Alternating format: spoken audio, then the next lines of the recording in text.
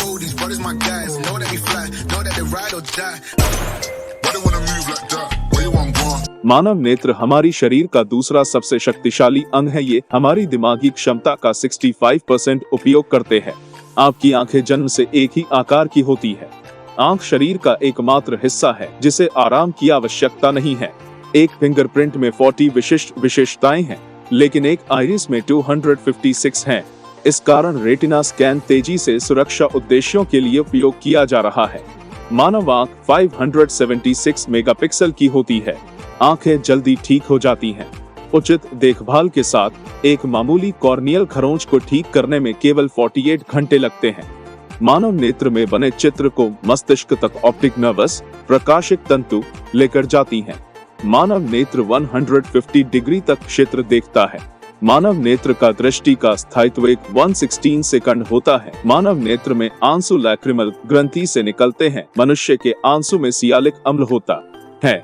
शुतुरमुर्ग वह प्राणी है जिसका आंख का आकार उसके मस्तिष्क से बड़ा होता है। बिच्छू के पास 12 जबकि बॉक्स जेलीफिश के पास 24 आंखें होती हैं, जबकि मधुमक्खी में 5 आंख होती है।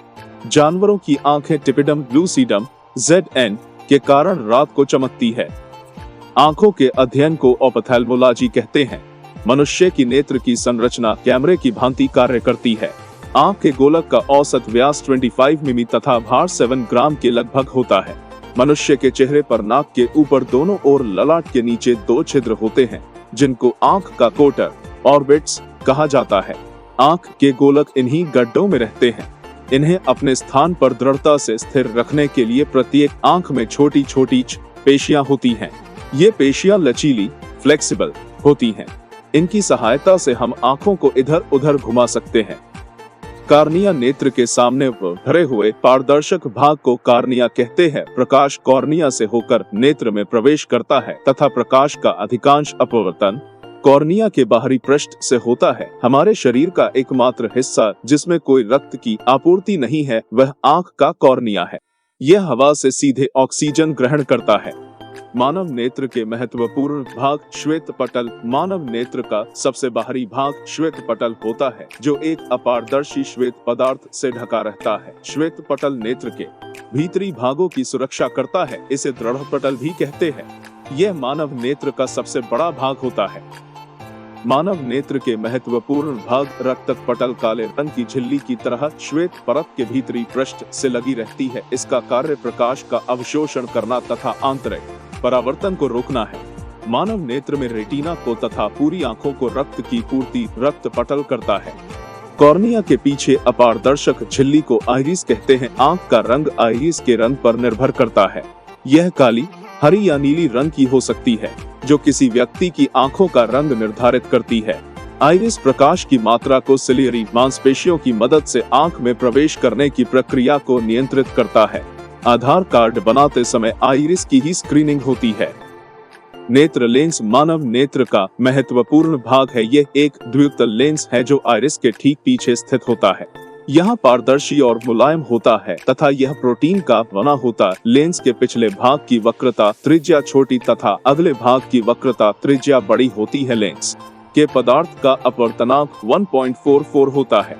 मानव नेत्र का सबसे चमकीला भाग भी लेंस होता है। मानव नेत्र में लेंस को सिलेरी पक्षाभि पेशी पकड़े रहती है, जो दूर तथा निकट की वस्तु देखने में लेंस को समायोजित करने में सहायता करती है। रेटिना रक्तक पटल के नीचे तथा नेत्र के सबसे आंतरिक भाग में दृष्टि नाड़ियों से बना एक पर्दा होता है, जिसे रेटिना कहते हैं। इस पर्दे पर 2 प्रकार की प्रकाश संवेदी कोशिकाएं होती हैं, जो क्रमशः प्रकाश के रंग तथा तीव्रता के प्रति सुग्राही होती हैं। मानव नेत्र के रेटिना पर प्रतिबिंब वास्तविक उल्टा तथा छोटा बनता है। जलीय द्रव्य कॉर्निया तथा नेत्र लेंस के मध्य एक पारदर्शी द्रव्य भरा रहता है, जिसे जलीय द्रव्य कहते हैं। पीत बिंदु रेटिना के पास स्थित गोला पीला बिंदु को पीत बिंदु मैकुला कहते हैं। इस बिंदु पर प्रकाश की सुग्राहिता सबसे अधिक होती है, जिससे इस बिंदु पर बनने वाला प्रतिबिंब सबसे अधिक स्पष्ट होता है।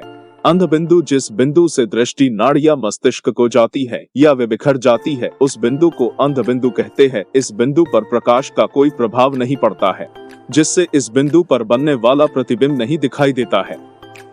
मानव नेत्र में 2 तरह के फोटोसिंथेटिक सेल होते हैं। 1 cone cell, 2 rod cell cone cell खराब होने से कलर ब्लाइंडनेस होती है, जबकि रोड सेल के खराब होने से पररतौंधी होती है।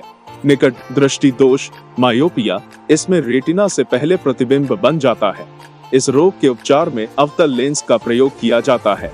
दूर दृष्टि दोष हाइपरमेट्रोपिया, इस रोग में रेटिना के पीछे प्रतिबिंब बनता है तथा इसके उपचार के लिए उत्तल लेंस का प्रयोग किया जाता है। जरा दृष्टि दोष पेस बायोपिया, सिलियरी मांसपेशी सख्त होने से यह रोग होता है।